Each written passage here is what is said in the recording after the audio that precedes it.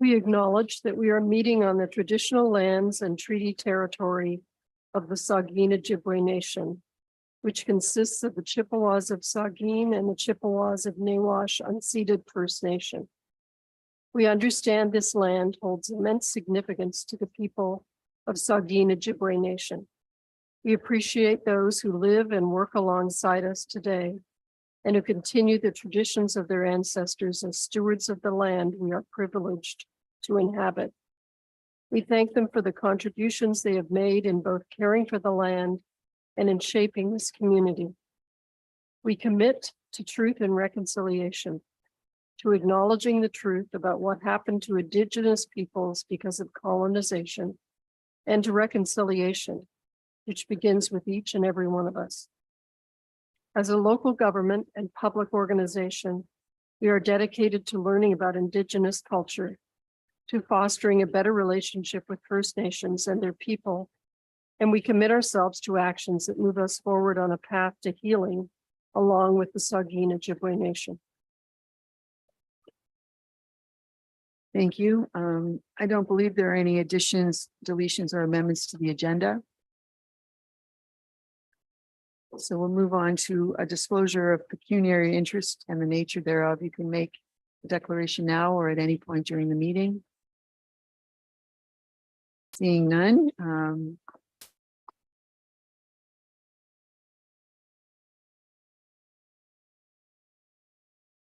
We'll move on to our one and only public meeting this evening.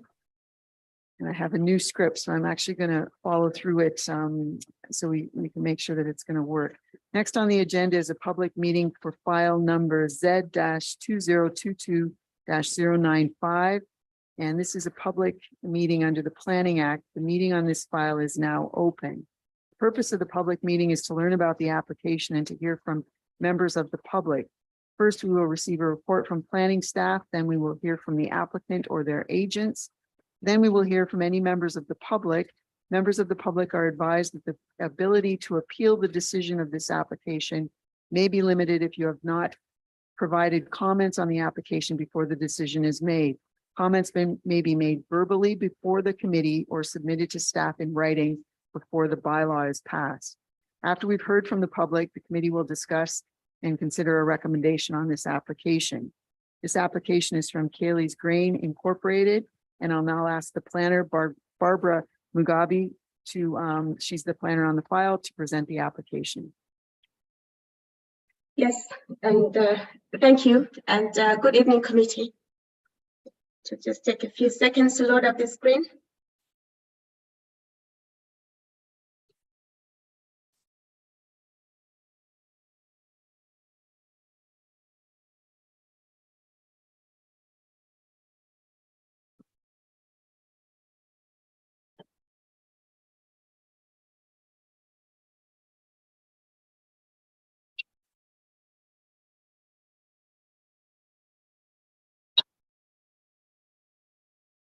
Okay, so this is zoning bylaw amendment application Z 2022-095.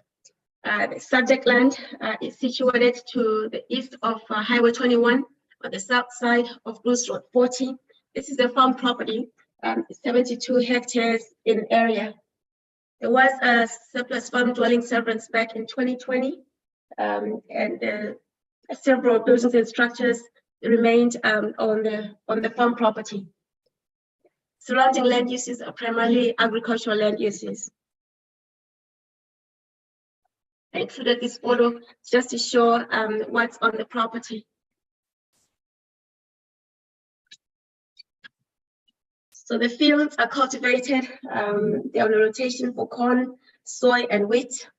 In the background, there are wooded areas, and also a tributary of Mill Creek. The buildings and structures are farm implement sheds and storage buildings. The two buildings that are next to each other, the one on the south side, it's a barn. It's used as a storage facility for storing trailers and vehicles.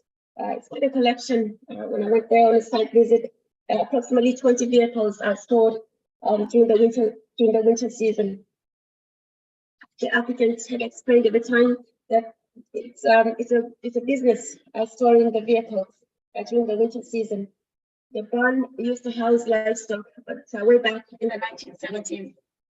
What appears the applicant, they confirmed that the storage business is not really a storage business, that the vehicles are really personal vehicles for family and for himself. And I just know that the zoning bylaw does not allow. Excuse me, Barbara. Yes.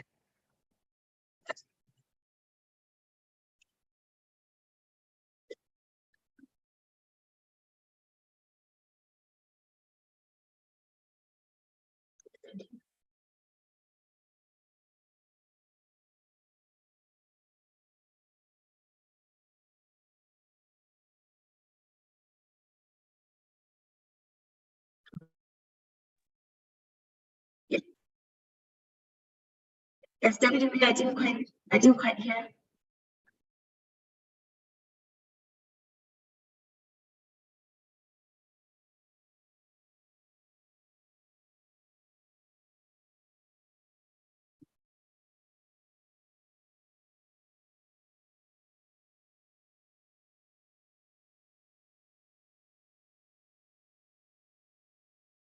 Barbara, Yes, I can hear you now. I need you to speak a bit slower and maybe just a bit louder. It's very garbled the way it's coming through on our audio here, so it's hard to understand what you're saying. Thank you. Yes, my apology. So I'll just start all over on this same slide. So on this slide, as you can see, the farm fields. These fields are on a rotation, cultivated for corn, for soy, and wheat. In the background, wooded areas. There's also a tributary of Mill Creek. As you can see, those two large buildings, those are implement sheds and storage buildings. The building on the south side is a barn. It's used for storing vehicles, up to 20 vehicles during the winter season. It's quite a collection. When I visited the site, the applicant explained that it's actually a storage business. But when I queried him, he did explain that it's actually just for personal storage of vehicles. I just note to the committee that the zoning bylaw does not allow accessory uses that are business operations for profit or gain.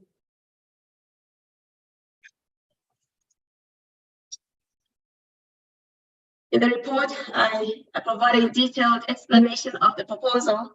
The applicant intends to host special events, mostly weddings, family reunions, and anniversary celebrations. The uniqueness of this proposal is that the special events will occur within the existing barn. 1 hectare of the farm property will be dedicated to special events. Some of the events can occur outdoor in the outdoor wedding ceremonies area shown on this plan. It's anticipating approximately 12 events. The facility can accommodate up to 200 people. Food will be cooked and prepared off-site.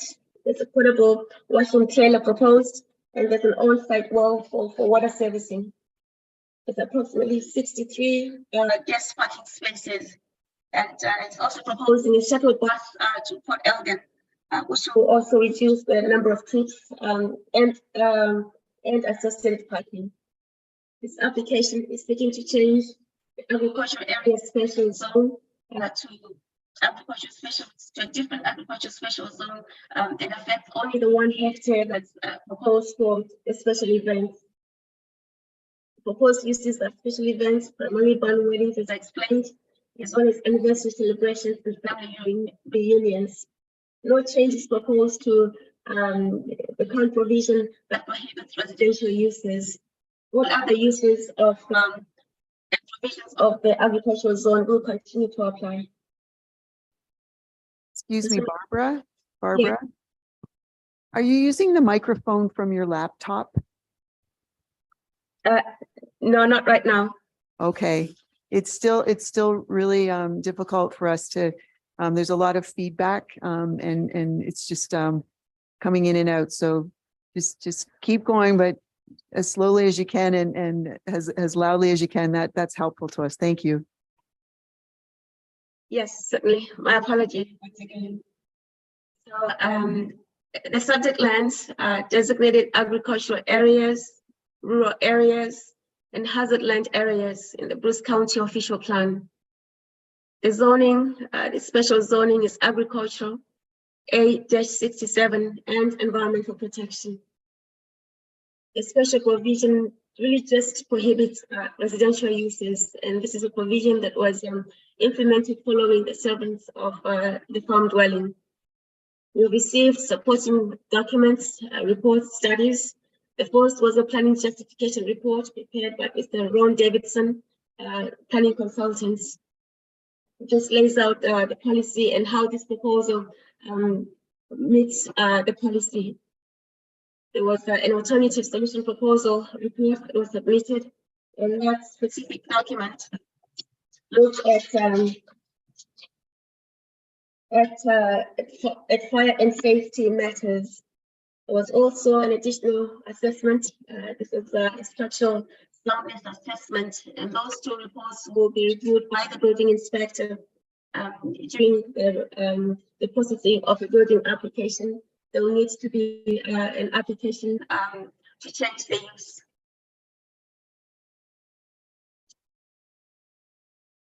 We have reviewed the policy in depth, the provincial policy and the county official plan policy.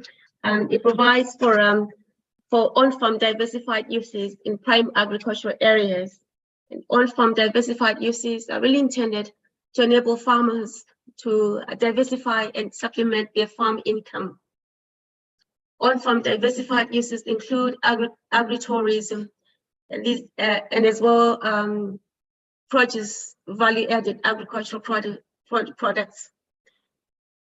Agritourism uses also include special events. However, there's no expanded definition of what constitutes a special event. There is criteria for assessing proposals for on-farm diversified uses. They must be located on a farm that is actively in agricultural use. The use must be secondary to the principal agricultural use on the property. Agricultural uses must remain the dominant use on the property. The use must be limited in area, and the use shall be compatible with and shall not hinder surrounding agricultural operations. There's an additional requirement in the county official plan, which limits the land area relegated to on-farm diversified uses to not exceed 2% of the farm property, or 1 hectare, whichever is the lesser. This proposal meets the policy. We have circulated the applications to the departments and agencies. There are no objections. The Saugeen Valley Conservation Authority advises that there is a natural hazard affecting portions of the subject lands, and that's attributable to the Mill Creek tributary. It appears the proposed change of use and development will be limited to an area outside of the identified hazard lands. So in summary, then, this application is seeking to change the zone on just 1 hectare of the site to allow for the proposed uses. The application is consistent with the provincial policy statement and it conforms to the county official plan. The policy provides for on-farm diversified uses, which includes agritourism. Agritourism includes special events. There is not a definition for what constitutes a special event. So there is some flexibility in the policy that would allow for the use that are proposed by the applicant. The farmer wishes to supplement their income, and barn weddings certainly appeal to a segment of the population. The use will be restricted to just 1 hectare of the site, or 1.4% of the farm property, which is a reasonable scale for a secondary use on a farm property. Cannot anticipate any adverse impacts to the agricultural operations. There have been no objections from the departments and agencies, And we have not received any comments from members of the public.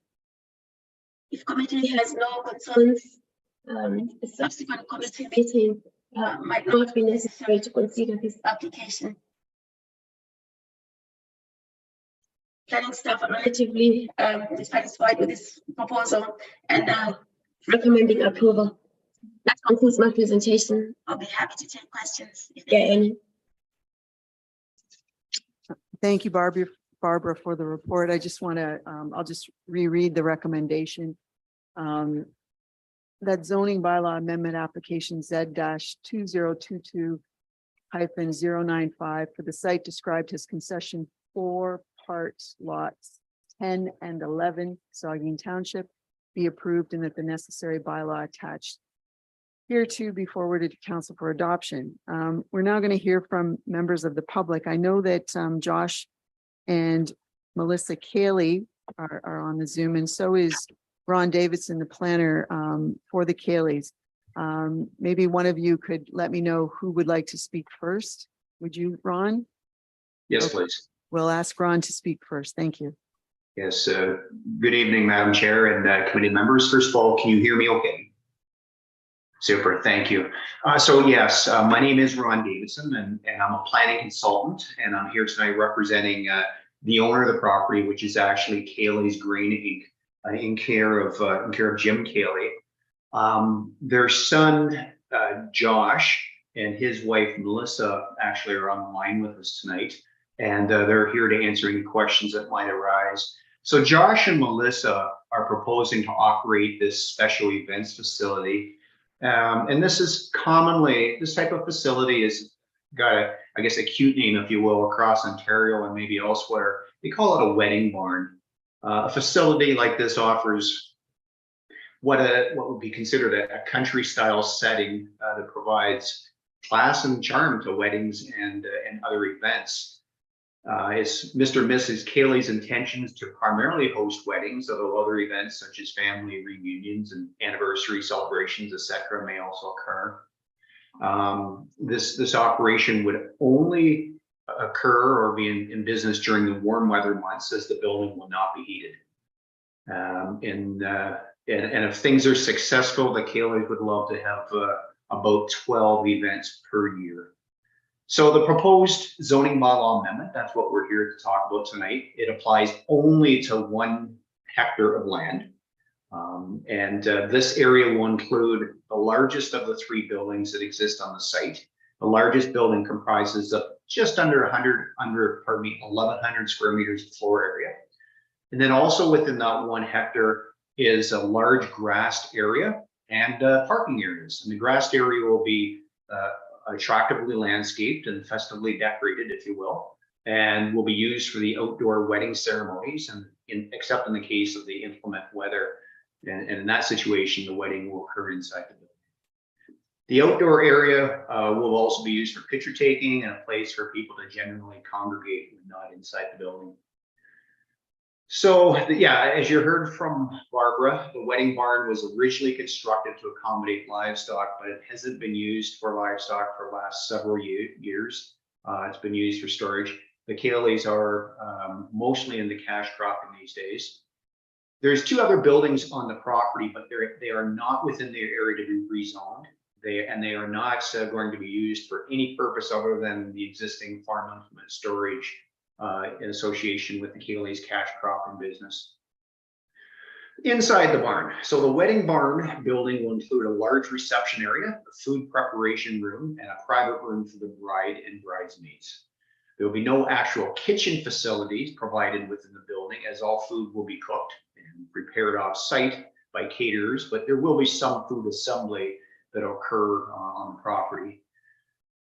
With regard to parking, there'll be lots of it. However, there will be a bus shuttle service, pardon me, to Port Elgin and back, made available for every event if so desired by the client. And this should significantly reduce the number of vehicles parked outside. This type of shuttle arrangement is very common within wedding barns across Ontario. And council may be interested in knowing that for what it's worth, that Josh and his wife were married on the property last year, and they had over 200 people attend, and only about 35 vehicles were actually parked on site. The rest of the people took bus service. So in addition to this plan and the planning report that I wrote that talks about official plan conformity and consistency with the provincial policy statement, there were two other reports prepared by experts that talk about the fire safety and building code compliance. And both of these reports recommend just minor improvements to the existing building that will ensure that the wedding barn can operate within the requirements of the Ontario Building Code. And those minor improvements, of course, will have to be made through the building official.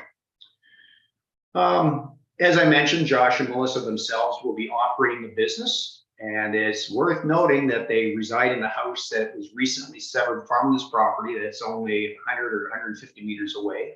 And so they will be right there during events, should there be a situation where they need to be on site. Just a couple more things regarding, potential noise. Well, there is a large door on the building that may be open during the warmer evenings. However, that building is located at the south end, or the south side of the building, that door. And the closest resident located south of the building is about 1.7 kilometers away. And some of that 1.7 kilometer buffer is heavily forested. So if the music is going, if there is a little bit of noise when the door opens, it's going out the back, but nobody should hear it. And that's a very good thing. It should also be noted that the proposed use will not result in the loss of any farmland whatsoever. The last thing I'll mention is that there was another similar wedding barn approved nearby, not too far away from here actually, in Kincardine 2 years ago. And that has proven to be a very successful and classy little business for what that's worth. Madam Chair, that's all I have to say. Again, Josh and Melissa are available to answer questions, as am I, should they arise. Thank you. Thank you, Mr. Davidson. Josh and Melissa, would you like to speak? There's not too much more for us to say beyond what Ron has said. We're looking to generate kind of supplement income for the farm. That's kind of what we're looking to do across many different ways. So I think this is one way for Mel and I to diversify a bit. And I think it'd be a great thing for the community. And we're in that age group where all our friends are looking for wedding venues, and it seems like they're few and far between. So I think there's definitely an opportunity for us and for the town. And beyond that, everything, Ron kind of covered everything that I think we need to say. Thank you. I don't believe there were any written comments come in, Jay, at all.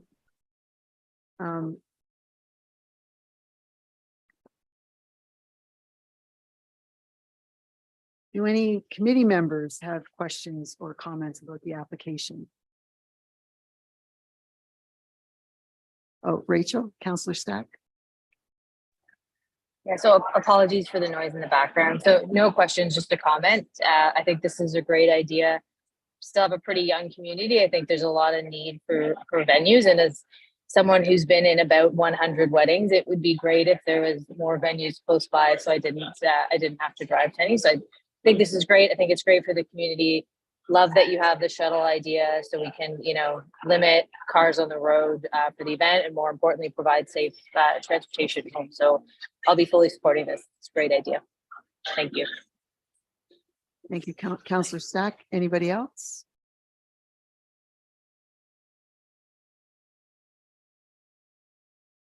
Your hand up. Go ahead, Councillor Meyer. Yes, thanks, Madam Chair. And I too will be supporting this. I know that Josh and Jim and the Cayley family have put a great deal of effort through a great deal of red tape to make this happen and make the facility in compliance with all of the building codes and statutes that they need to. And so I think this is a culmination of a lot of planning and hard work, and I will be supporting it, and I congratulate them on bringing it to fulfillment. Thanks.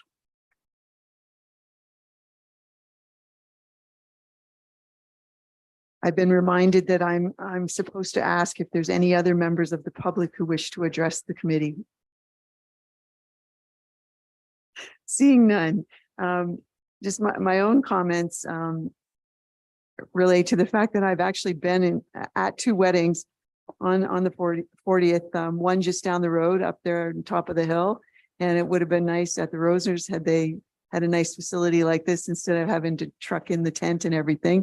And I was at a wedding actually on the house just to the east of, or to the west of this property, where we just did things in the front yard and then had a bit of a barbecue in the back. I think the facility is very well situated to provide a wonderful experience for a lot of people.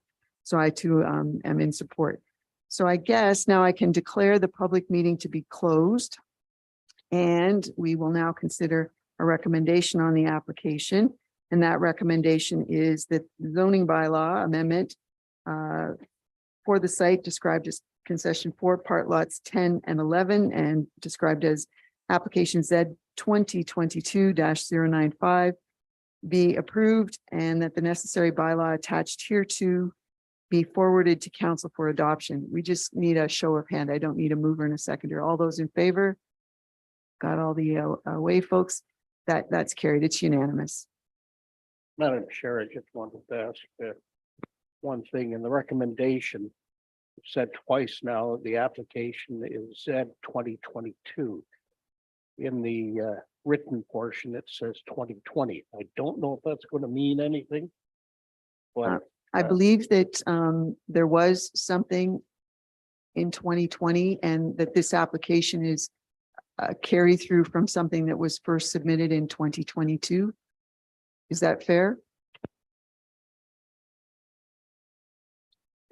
If I may, thank you.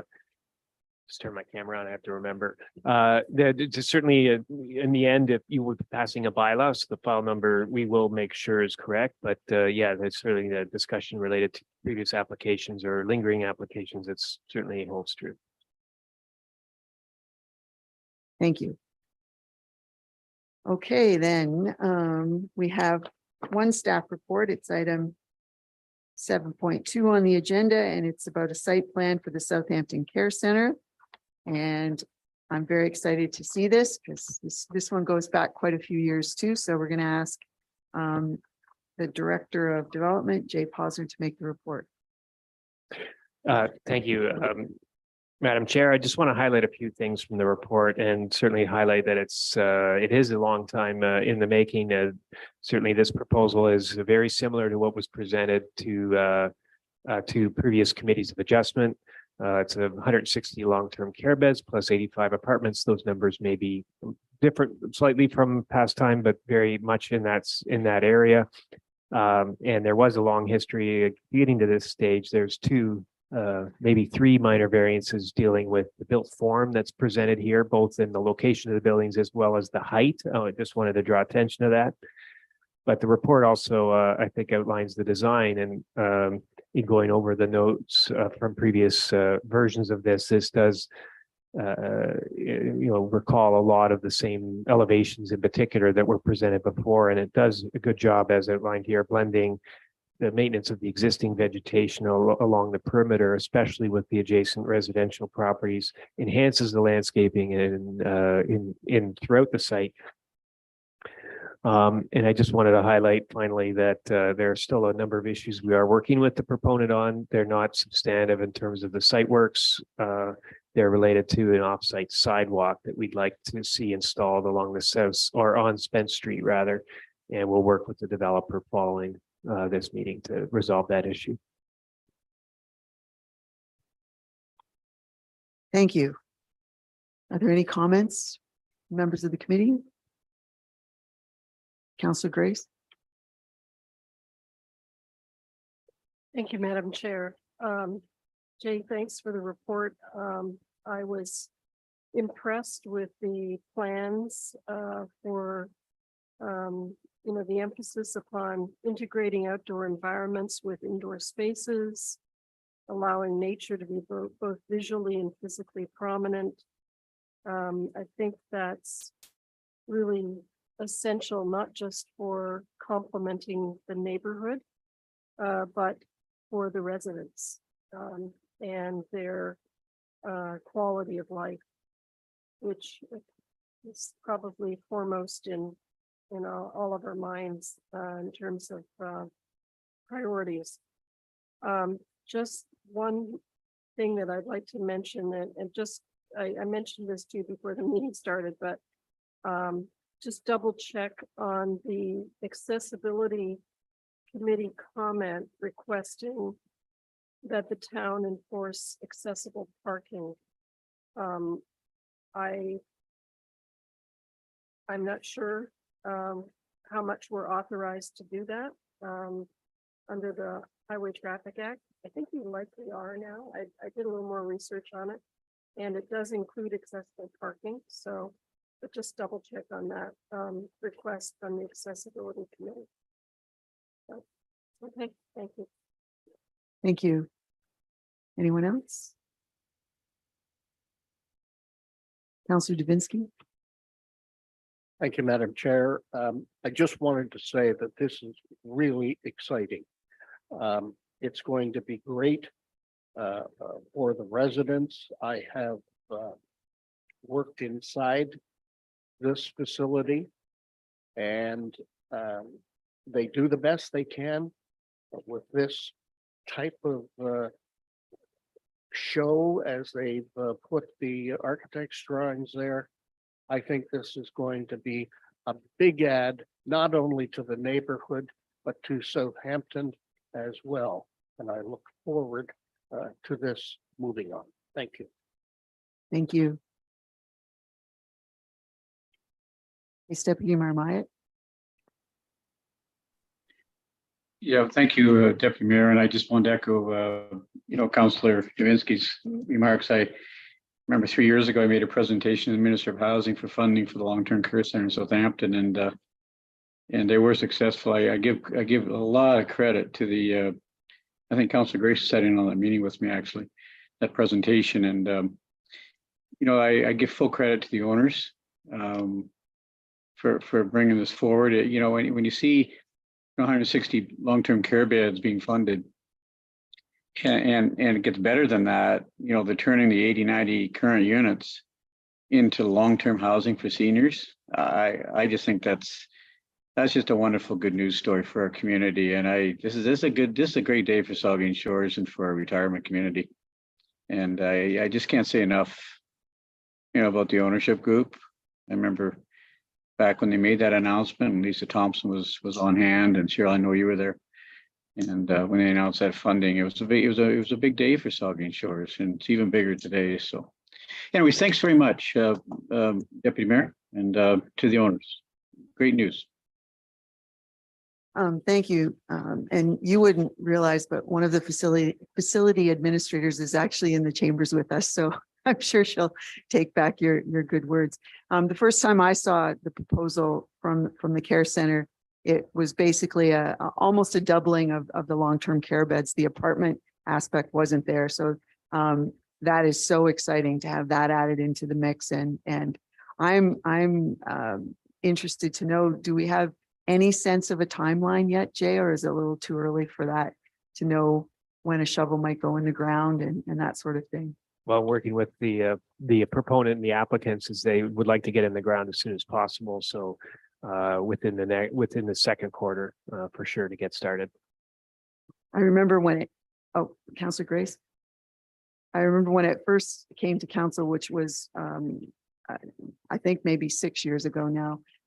There was a member of the public asked me who had they knew somebody who was a resident at the care center, and they were hopeful that there would be some sort of opportunity for a glass window to be strategically placed that enabled the viewing of the construction during the process for the people who were in the care center, because they thought that would be an exciting television show to watch every day. So I'll just put that back in the mix. Councillor Grace, do you have? Yes, thank you. I just wanted to just say that I was pleased to see the 85 apartments geared towards seniors. I know that's been mentioned a couple of times already tonight, but I know a couple of years ago, I authored a letter that was sent by the Canadian Federation of University Women Southport, and it was specifically addressing the issue that very often our senior married couples are not able to stay together. It's a big issue throughout Ontario, and so I'm hoping that this addition will allow more senior couples to live together in this kind of setting. Thank you. I don't believe we need to have a vote. Oh, sorry, Councillor Halpin. Thank you, and through you, Chair.